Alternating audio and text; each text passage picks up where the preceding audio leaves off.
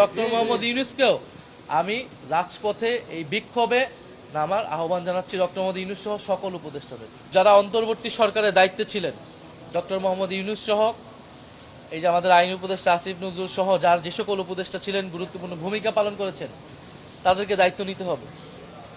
তারা তো এই অধ্যাদেশগুলো করেছিল, তো তারা কেন করেছিল, এখন যে বাতিল করা হচ্ছে, এগুলো নিয়ে তাদেরকে কথা বলতে হবে। ডক্টর মোহাম্মদ ইউনূসকে মুখ খুলতে, তারা অধ্যাদেশ করে চলে গিয়েছে, একটা ইলেকশন ইঞ্জিনিয়ারিং করে বিএনপির হাতে ক্ষমতা দিয়ে চলে গিয়েছে। এখন এই আইনগুলো, অধ্যাদেশগুলো বাতিল হয়ে যাবে, সংস্কার হবে না, আর তারা কোনো কথা বলবে না, তারা যার যার ক্যারিয়ারে ফিরে যাবে।